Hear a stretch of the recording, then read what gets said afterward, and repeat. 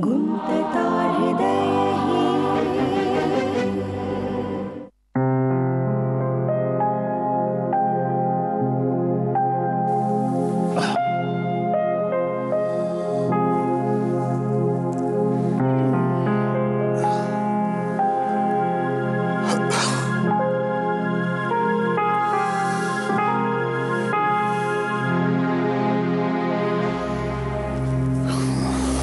आलास अविनाश?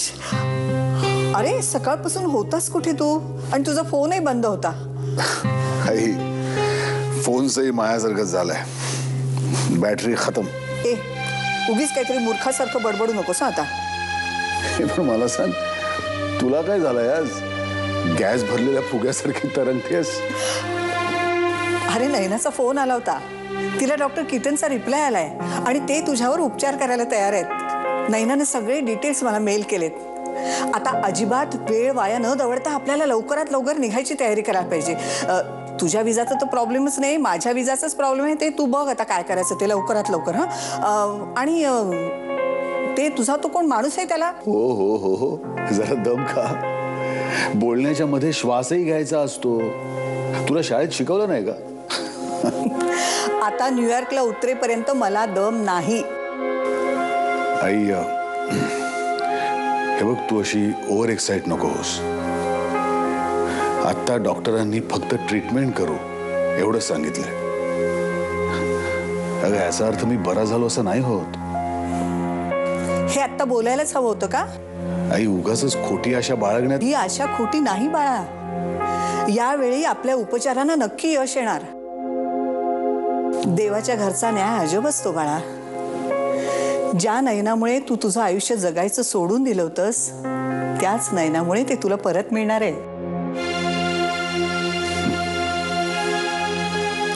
आता असं होईल की नाही हे माहित नाही, पण एक गोष्ट मात्र नक्की, नयना नावाची ती हट्टी मुलगी याही वेळेस जिंकली. मी म्हटलं तिला एकदा भेटून जा म्हणून, पण गडबडीत आहे म्हणाली. मला वाटतं काहीतरी. नको, आता तिनं मला भेटायला नको आहे. का? असं का म्हणतोयस? म्हणजे अगं मी पूर्ण बरा होऊन परत आलो की मीच जाईन ना तिला भेटायला. अविनाश, मला एक प्रॉमिस करशील? तिथे जे काही उपचार होतील ते सगळे पॉझिटिव्हली घेशील ना?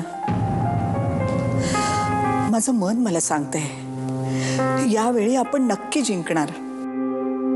फक्त तू हिम्मत हारू नकोस. माझ्यासाठी नाही म्हणत मी, पण ज्या मुलीवर तू आयुष्यात सगळ्यात जास्त प्रेम केलंस तिच्यासाठी तरी.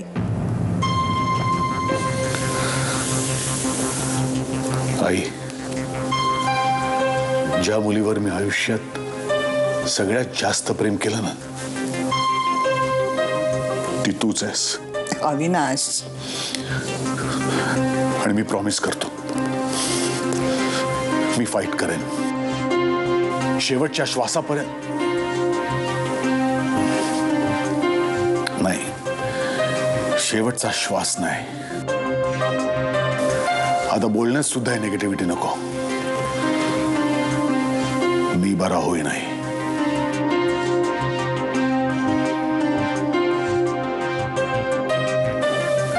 चल तू सामानाची बांधाबांध कर, मी तिकीट आणि विजाचं बघतो. हां ओके. अविनाश, अरे सकाळपासून होतास कुठे तू?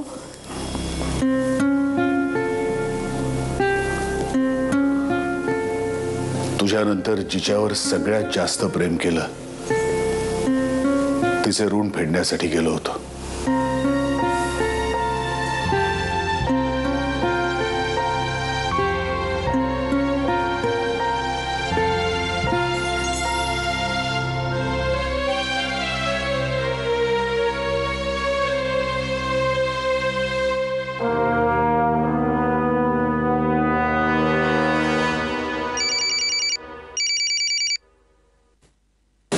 हाँ बोल बिपिन. सर तुम्हाला कसं कळलं माझाच फोन आहे? फालतू प्रश्न विचारू नको, कामाचं बोल. Sorry sir. ज्या गाडीचा नंबर काल नोट केला त्या माणसाचं नाव कळालं का? सर RTO मधल्या माझ्या एका सोर्सला भेटून मी त्या गाडीबद्दल. एक मिनिट. गाळलेल्या जागा भरा, सांगितल्यावर निबंध लिहायचा नाही. माणसाचं नाव काय? सर ती गाडी विक्रम मनारसे नावाने रजिस्टर्ड आहे.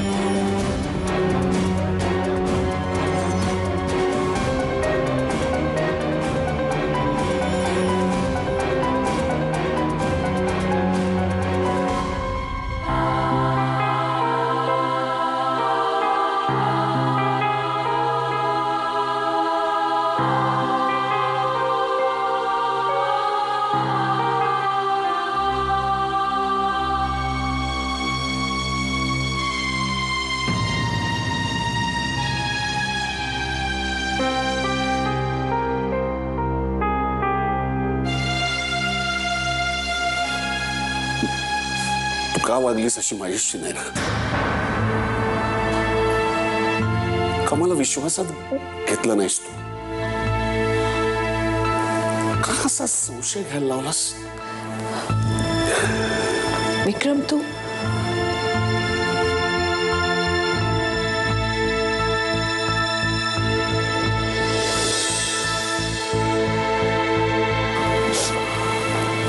अविनाश आज ऑफिसला आला होता.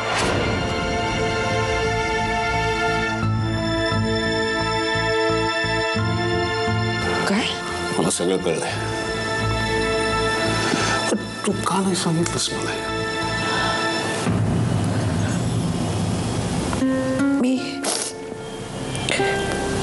मी सांगायचा प्रयत्न करत होते सकाळी. काच सोड, पण इतक्या दिवसात का नाही सांगितलंस? स्वतःला आयुष्यभर माफ नाही करू शकणार मी असा संशय घेतला तुझ्यावर. का तू इतकी वाईट वागलीस माझ्याशी? विक्रम अविनाश तर मी तेढे लागत होते. अशा परिस्थितीत त्याची मदत करणे माझं कर्तव्य होतं. पण मला या सगळ्यात तुला नव्हतं ओढायचं. म्हणून मी तुला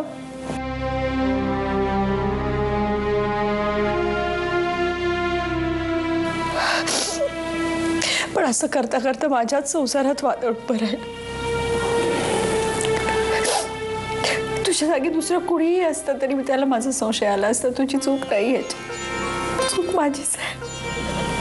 I am sorry. I am sorry.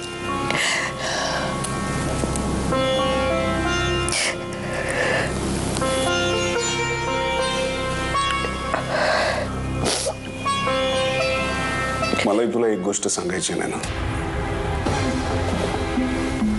मी केव्हापासून मनात घर करू नये पण ओठावर येणं होती.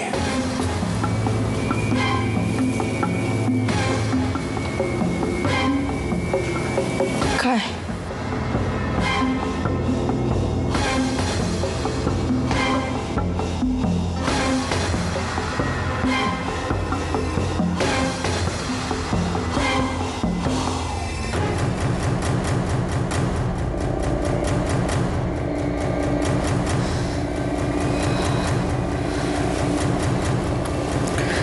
काय सांगायचंय तुला विक्रम?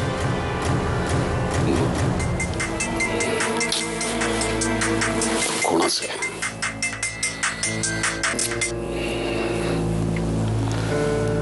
बोल ना.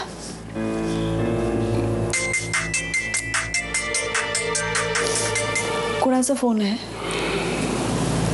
अनन्याचे. घे ना मग, काहीतरी काम असेल तिचं. नंतर करीन मी तिला. काहीतरी महत्वाचं काम असेल. घे.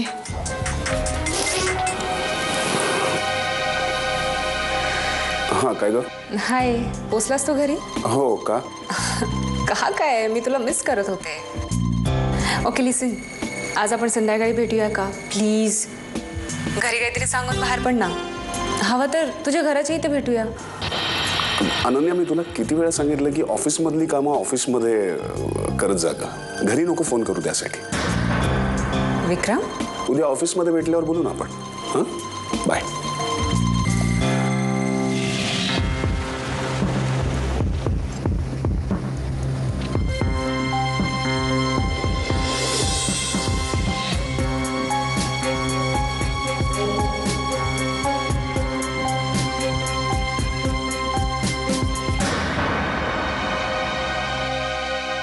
माझं तुझ्यावर खूप प्रेम आहे. मी तुझ्याशिवाय आयुष्यातला एकही दिवस इमॅजिन नाही करू शकत.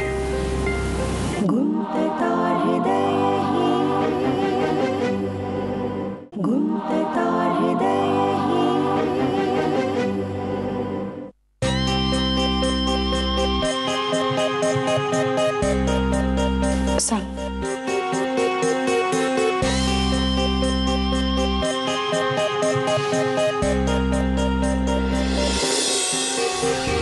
काय? तू काहीतरी सांगणार होतास, जे इतके दिवस तुझ्या मनात आहे पण ओठावर येत नाही.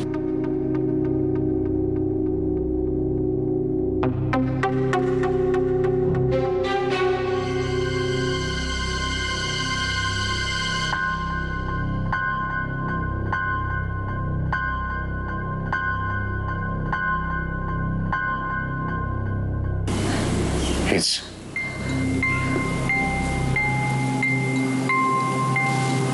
की माझं तुझ्यावर खूप प्रेम आहे. मी तुझ्याशिवाय आयुष्यातला एकही दिवस इमॅजिन नाही करू शकत. बरेच नाही सांगायचं राहून जात, खास करून अशा माणसाला जो सतत आपल्या बरोबर असतो आणि त्याची अपेक्षा नसते हे ऐकण्याची. पण मलाही नाही चूक करायची. So I love you. I love you more than anything else in life.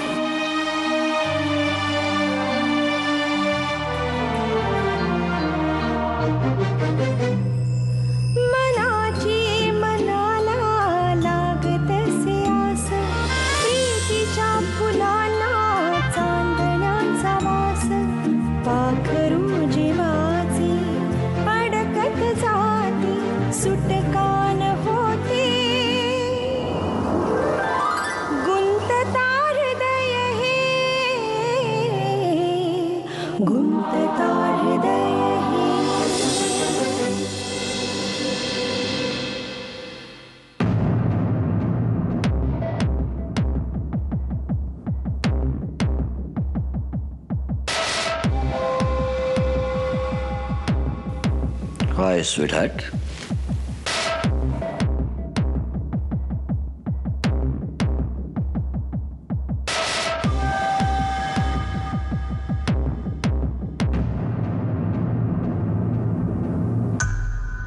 Mayank, Vikram घरी गेलाय. कोणाच्या? Mayank please stop joking around. आपला लंच टाइम सुद्धा अजून झालेला नाहीये आणि विक्रम का घरी गेलाय? काय झालंय? तुम्हाला काय माहिती? मी काय त्याची बायको नाही किंवा गर्लफ्रेंड नाहीये.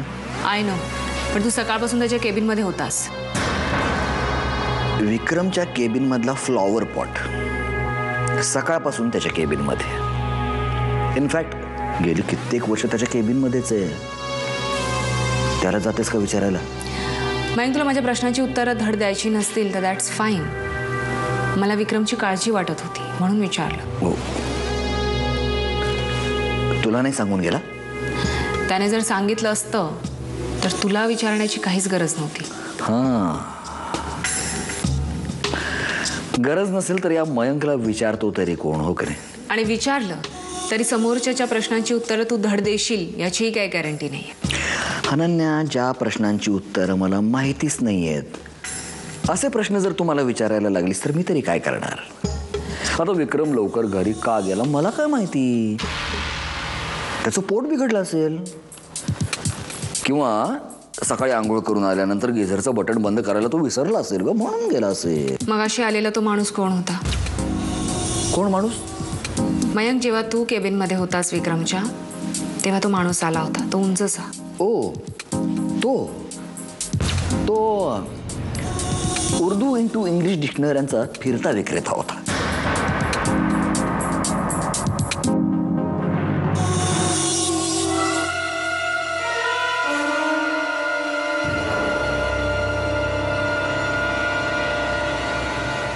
डॅड, आज ना मी खूप खूप हॅपी आहे.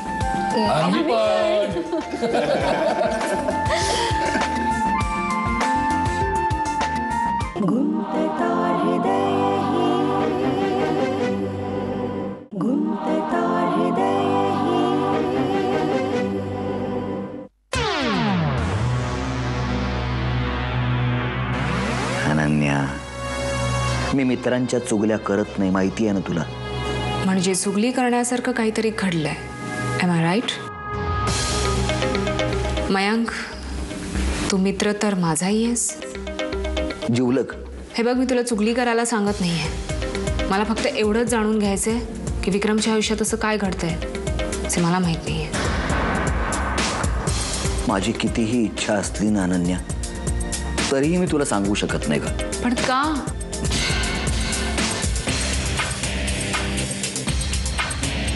विक्रमच्या आयुष्याबद्दल तुला काय काय माहिती आहे हे जोपर्यंत मला कळत नाही ना, तोपर्यंत विक्रमच्या आयुष्याबद्दल तुला काय काय माहिती नाहीये हे मी तुला कसं सांगू शकणार? बरोबर ना अनन्या? बाय.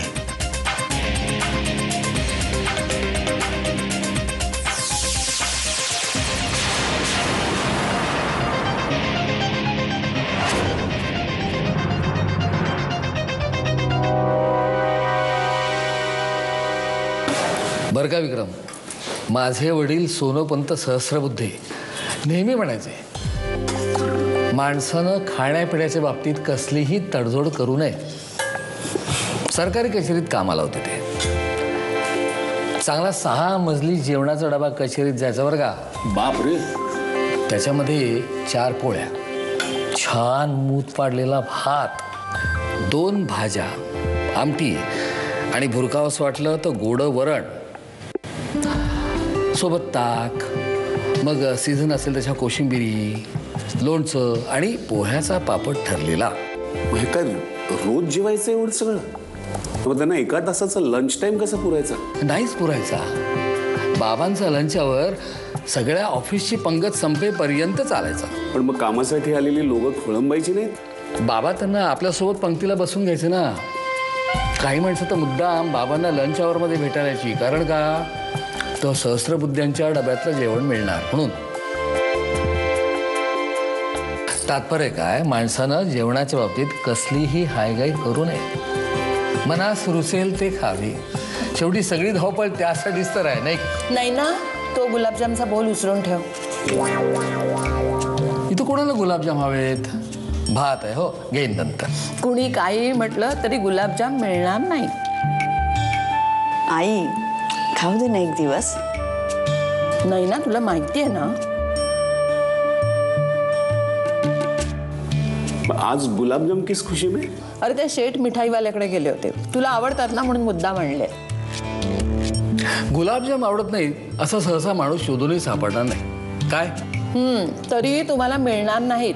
डॉक्टरांनी स्ट्रिक्टली सांगितलंय की गोड खायचं नाही. पण मी घेतला तर चालेल ना? का सगळ्यांसाठीच बंदी आहे? अर्थातच. अरे तुझ्यासाठीच तर आणलेत मुद्दाम. ओ, थँक्स. तू भिंतीवर तेलाचा डाग काय आहे तिकडे?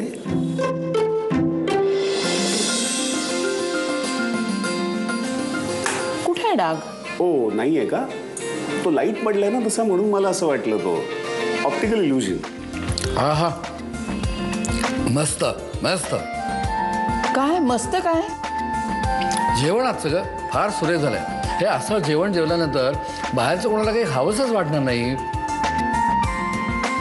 अरे विक्रम, तू ये ना गुलाबजाम. गुलाबजाम खरंच मस्त आहेत. म्हणजे मस्तच गुलाबजाम आणलेत. अर्थात वनितानी घरी केलेल्या पदार्थाची चव काही आवरच असते. जेव्हा आता गुपचूप मिळणार नाही सांगितलंय ना गुलाबजाम. डॅड आज ना मी खूप खूप हॅपी आहे. आम्ही पण.